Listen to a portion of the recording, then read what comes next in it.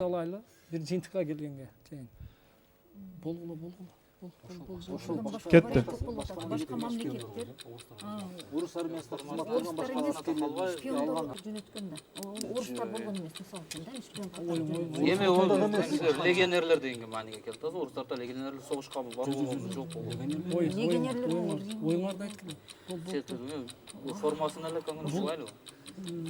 шпиондорго агенттерге Формасы крест формада эмес болгон болчу кызмат кылган. Мына Кремльге окшоп атат. Кабиденесец, Крест форма мына Петр. Убайдулла мырза, 1 минут аяктады. Сен Жооп берет. Мырзабек Досматов жооп берет. Мырзабек Досматов. Ошончо жооп берели. Эмне Урматтуу алып үчүн баруучу. экинчи формасындагы сыйлыкты бир дагы орус аскери ала элек?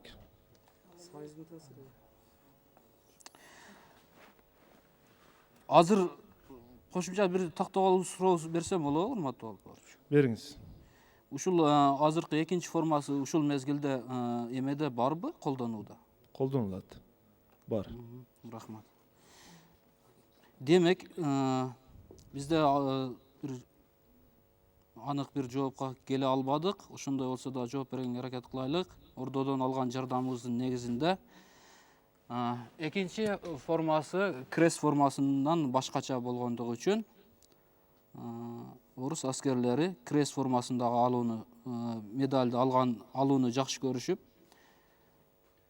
экинчи эмедегини алышкан эмес да. Формасында, негизги себеби формасында. Крест формасында эмес болгон болушу мүмкүн. Крест формасында болбогондугу үчүн орус аскерлери алгысы келбейт. Ошол эле эмес, ушул мындай түзүлүшүндө да же мүмкүн анау ыйык Георгийди деп коюшат булар. Ыйык Георгийдин элеси башкача берилген же ушул формасында түзүлүшүндө айырмасы болгон болуш керек. Ошол себептен орус аскерлери аны албайт. Ооба. Жооп кабыл алынат. Орус аскерлери деген суроо бекеринен берилген жок, урматтуу билермандар. Мен сиздерге экинчи формасын көрсөтөм азыр. Бул деле крест, Мырзабек мырза. Бул деле крест. Бирок Россия Федерациясында бир гана орус же болбосо православ динин тутунган жоокерлер эмес, мусулман тектүү жоокерлер да бар да Россия Федерациясынын армиясында. Туурабы? Ал эми бул сиздер көрүп турган Георгиев медалынын экинчи формасы мусулман тектүү Орус Федерациясынын аскерлерине гана берилет. Түшүндүңүздөрбү? Орус деп менен православ десем анда жооп айтылып калмак. Мен орус аскерлери ала албайт дегенин себеби ушул эле. Мусулмандар болушу мүмкүн да, урматтуу алып. Иә. Орустардын арасында мусулмандар бар. Менин жеке тааныш орус. Жок, туура. Мусулмандар бар, бирок мусулман динин кабыл алган десеңиз жакшыраак болот. Негизи сиздер аракет кылдыңыздар талкуунун башындачы. Православ дини тиги бу деген бирок кире албай койдуңуздар, мындай түзмө-түз өзүнө бара албадыңыздар. Айтор, эсеп 5-4. Телекөрүүчүлөрдүн пайдасына бул раунд. 5-4. Суроо ээси Маматов Байышты биз болсо 2013 менен куттуктайбыз. Көрсөтүүнүн башкы демөөрчүсү коомдук ишмер Рустам Маманов. Улут байлыгы билимдүү жаштарда. 10 раунд.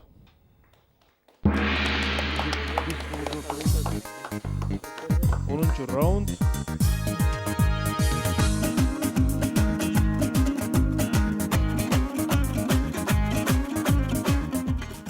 Бишкек шаарынын тургуну Төрөбек Шермурзаев суроо жөнөткөн. 2100 сом бул суроо коюлду. Командада шанс бар. Ушул раундду утуп алса, командадагы жеңишке жетишет. Саид Абдулкадыр Гыйлани, бул алымды билесиздер. Кызыр алейхиссаламдын ишараты боюнча Багдад шаарына барат.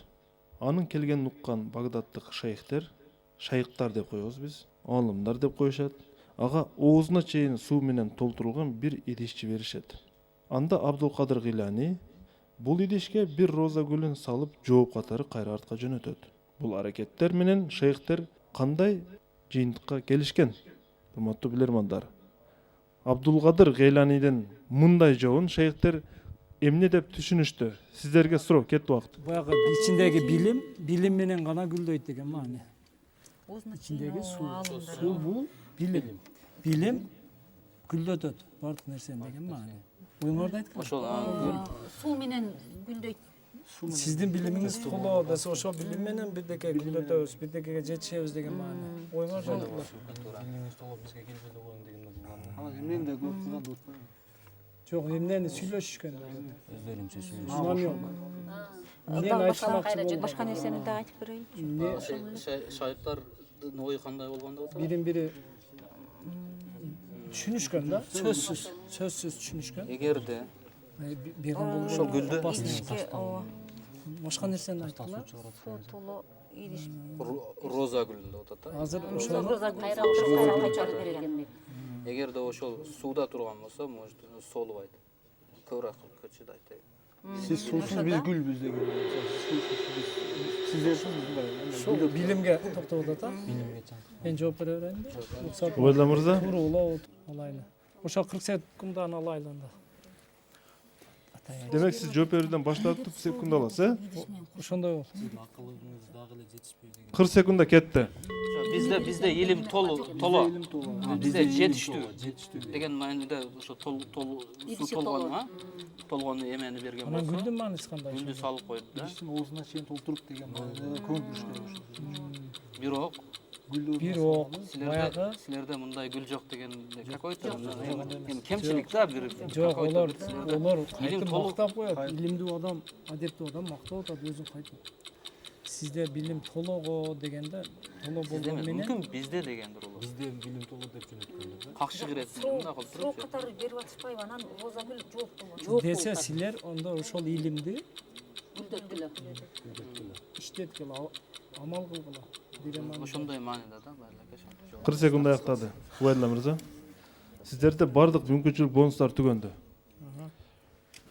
Бул суроого өзүм жооп бергенге аракет кылайын. Биздин узак команданын талкуусунан кийинки жыйынтык бул биринчи Абдыкадырийге жөнөткөн идиштеги суу бул сиздин илимиңиз же биздин илимибиз толо дегенден кийин ошол илим менен гана бардык нерсени гүлдөтөбүз деген маани. Ошону турмушка ашырганда гана ошол илим болуп эсептелинет деген мааниде кайтып гүлдү салганда. Илим толо болгон менен амалга ашырбаса бекер. Ошону иштеткенде гана илимдүү болуп эсептелинет деген маани. Бул сиздин акыркы жообуңуз. Ооба. Ортодон ой сурайм. Кандай чечмелеп бересиздер сиздер? Бирок ошол жерде эми ушул идиште толо билим болсо, адам заты биз билимдүү шейк адамдар ар дайым адамдарга гүл сыңары жакшы нерсе берип, гүлдөтүп, адамдар роза гүлдөбөй жалаң шарапат болсун деген маани болсо керек. Идишти оозуна чейин толтуруп бергени биздин илимибиз толо, өзүгө жетиштүү. Сиздин илимиңиз кайсыл жерге батат деген бир мындайча айтканда суроо катары берген болсо, силердин толо болсо менин илимим да силердин үстүңөрдөгү гүл сыяктуу, меники уже ачкан балким каймак сыяктуу бир вариант айткан болушу мүмкүн. Түшүнүктүү оюңуз. Анда мен туура жоопту айтам. Урматтуу билермандар, оозуна чейин толтурулган идишти жөнөткөн себеби Багдад шаарында башка шаардан келген шейхтерге орун жок дегени. Убайдулла мырза, сизге бул жерде орун жок. Суу толо келди да.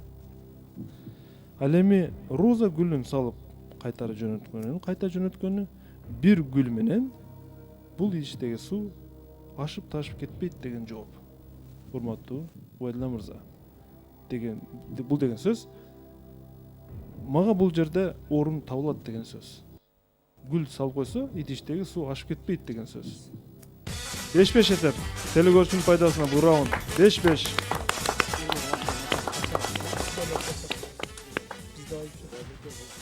Эми чечүүчү оюнга эми келди экен, урматтуу билермандар. Төрөбек Шермурзаевди биз 2100 сом утушу менен куттуктайбыз.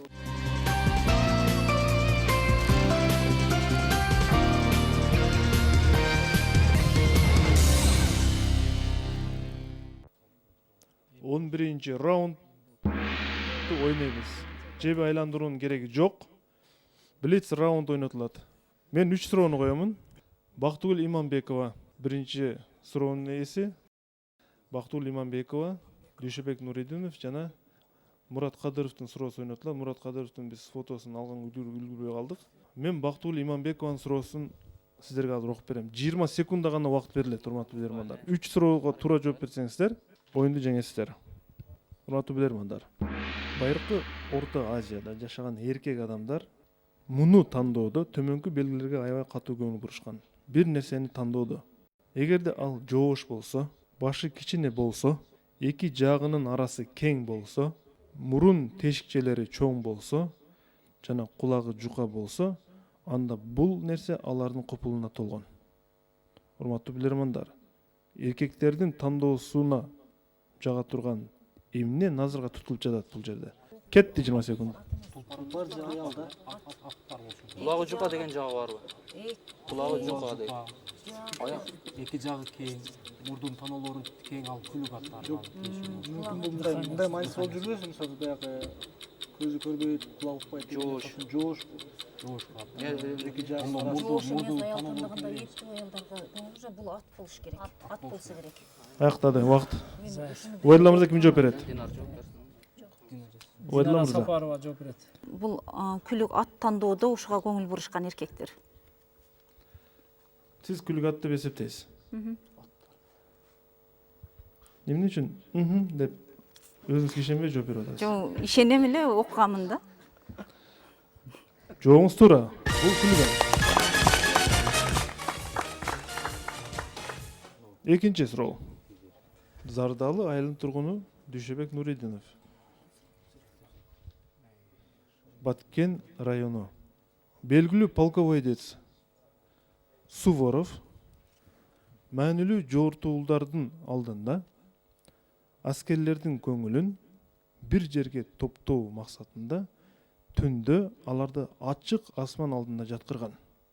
Көңүлүн бир жерге топтоо максатында. Урматтуу билермандар, көңүлүн бир жерге топтоо максатында ачык асман алдында жаткыруудагы эмне ыкма болушу мүмкүн? Кыздар Аламдын Жок, кеңдиги ошол жерде айылын эстеткен эмеспи? Өзүнүн мурдагы айылын эстеткен.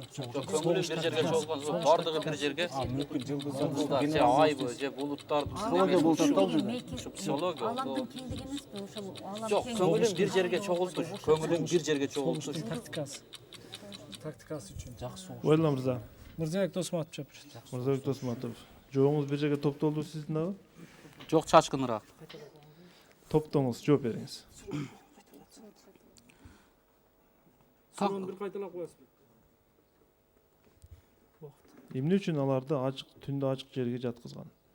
Кантип көңүлүн бир жерге топтогон жоокерлер? Урматтуу алып баруучу, ачык асмандын алдында жаткан болсо, бардыгынын жаткан шарттары бирдей болот. Көз алдында, баарынын көз алдында ачык асман болот. Асманда жылдыздар болушу мүмкүн, эгерде Демек,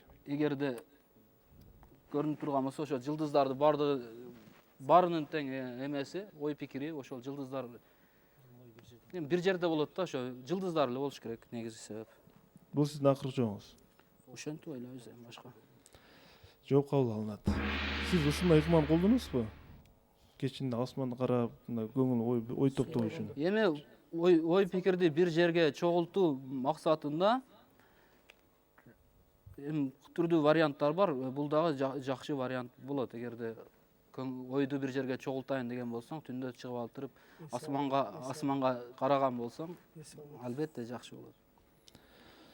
Суворовдун жоокерлери түндө ачык жерде жатып алып, асманда жылдыз санашкан. Жооп туура. Көңүлдү бир жерге топтоо максатында жылдыз санаткан экен. Албетте жылдыздын санына жетебиз, бирок санагыла дегенде ошондо булардын ою топтогон. Бул ыкманы колдонсоңуздар дагы жакшы болот. Экинчи суроонун жообу туура. Мен үчүнчү акыркы суроону окуйм. Мурат Кадыров, Бишкек шаарынын тургуну. Сиздерге монитордогу суроо катары берилет. Бул экинчи жолу берилип атат. Өткөндө биз командага бул тоодогу лагерге келген бул жигиттер келгенде канча күн болду деген суроону берген болчук. алар туура эмес жооп берген. Бүгүн болсо сиздерге берилүүчү суроо, урматтуу билермандар. Бул жерге келген бул окуучулар дебизби, жигиттер? Бул жерге эмне менен келишкен? Кетти 20 секундда. Транспортпу? Лодкага эмес турат, калак турат. Оң жакта даракта шөлүп турбайбы? Эмне менен келишкен транспорт Калакта. Сүрөттө көп талашмак бар да, бир суроо эмес. Бул жерде 7-8 суроо бар да, негизги. Бирок бизге бир суроо берилди. Эмне менен келишкен болсун? Канча бала, канча деген суроо бар да, бул. Мен эсимде анан күн кайсы жактан тийип турат деген суроо бар бул. Каякта келген? 20 секунд аяктады. Убайдулла мырза. Эмне менен келишкен бул жерге? Кайык менен келишкен. Себеби калак турат. Сиз жооп берип атасыздар демек, э? Мен жооп бердим. Кайсы жерде турат калак? Даракка сөөлүп турат. Бул сиздин акыркы жообуңузбу? Акыркы жообум. Жооп кабыл алынат. Мырзабек, отуруңуз. Эгерде Убайдулла мырзанын азыркы жообу туура эмес болсо, команда жеңилет. Бул жигиттер бул жерге кайык менен келишкен. Жооп туура.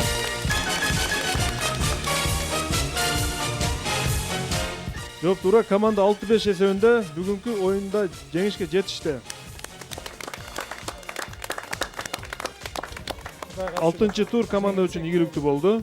Команданы куттуктайбыз жана бул раундга коюлган 2200 сом акча команда эсебинен өтүп 9800 сом акчалуу утушка команда бүгүн ээ болду. Демек, урматтуу билермандар, оюн жыйынтыкталды. Команда жогорку лигага чыкты. Эми, урматтуу Убайдулла мырза, Улжадан. сиз күткөн натыйжа ушундай беле же кандай? Негизи кандай ойдо калдыңыз? Негизинен көбүрөөк айырма менен жеңели дегенбиз. Бирок бир нече себептердин натыйжасында ушундай болуп калды. Себеби командада 3-4 оюнчубуз жаңы алмашкан. Биз бир ортодогу бири-бирибизди эми жаңыдан түшүнүштүк. Анан биздин башка жакта жүрүп ушул оюнга кичине бир эмебиз өзгөргөндүктөн көз карашыбыз дейбизби, Кудайга шүгүр жеңгенибизге. Рахмат. Бул болгону оюн. Туура айтасыз, бул интеллектуалдык оюн. Эми Убайдулла мырза, сиздер мыкты суроону тандаңыздар. Мен болсо байкоочу билермандардан кайсы билермандын өзгөчө оюн көрсөттү деген суроо менен аныкталсам. Урматтуу капитандар, бир 3 капитандын оюнун уксам. Оюнга күбө болдук. Бул жерде ушул команда менен келишип, өзгөчө биздин команда менен. Анан биз оюнда башкалар бирок өзгөчөлөнгөн жок. Ушул билермандар өзгөчөлөндү. Командасы менен биригип, эгерде ала турган болсок, жакшы оюн көрсөткөн. Биринчи кезекте Убайдулла мырза команда капитаны. Ал эми экинчиси өзгөчө көрсөткөн Мырзабек Досматов. А бирок биз команда менен реалдуу карап чечсек, Убайдулла мырза кээ бир варианттарда командага ийгилик алып келе алган жок тилекке каршы. Көбүрөөк туура вариантты Мырзабек Досматов берди. Ошондуктан биз 2-10 көрсөтө элек, бирок реалдуулук болуп биз Мырзабек Досматов көрсөтөбүз. Анда демек мен башка капитандардын оюн сурабай эле коеюн. Мырзабек Досматов бүгүнкү оюнда мыкты оюнчу катары сизге дагы акчалай сыйлык катары берилет. Куттуктайбыз. Убайдулла мырза, Улжадан. кайсыл телекөрүүчүнүн суроосун мыкты деп Биз тандадыңыздар? команда менен келишип, Абай Большевиковдун Мишель Платининин баягы 4-орунду алгандарга платиниумдан жасалган медалын тапшыргандыгы бизге таасирдүү жана жакты. Ошондуктан ушул суроону эң жакшы суроо деп чечтик. Мишель Платини жөнүндө суроо бул Абай Большевиковдун суроосу болчу. Бул телекөрүүчүгө биз мыкты суроо ээси болгондугу үчүн 500 сом акчаны сыйлык катары беребиз. Абай Большевиков, куттуктайбыз сизди мыкты суроонун ээси болгондугу менен.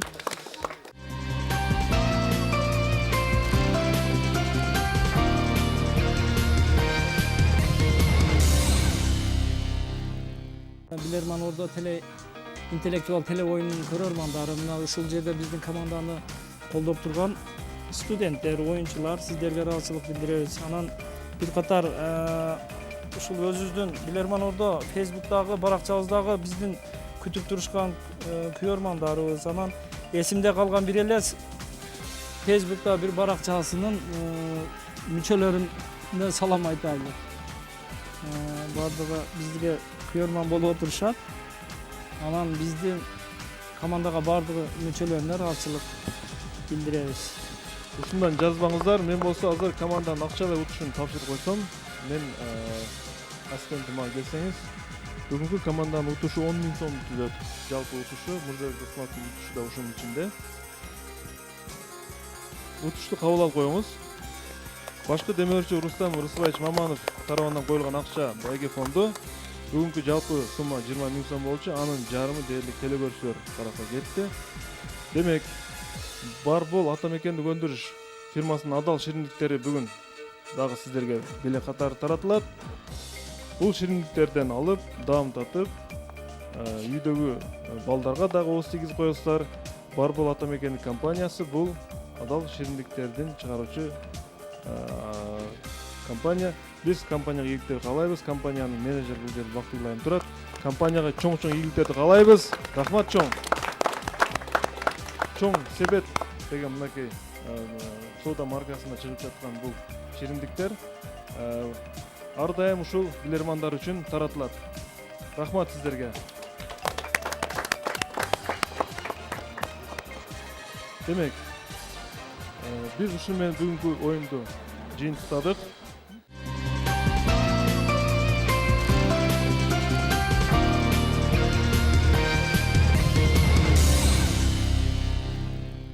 Бүгүнкү оюн билермандардын жеңиши менен аяктады. Жеңишке ээ болгон билермандар, демек сиздер көрүп турган билермандар Мырзабек Досматов болду. Мырзабек Досматов, Убайдулла Абдыкадыров капитан, Динара Сапар,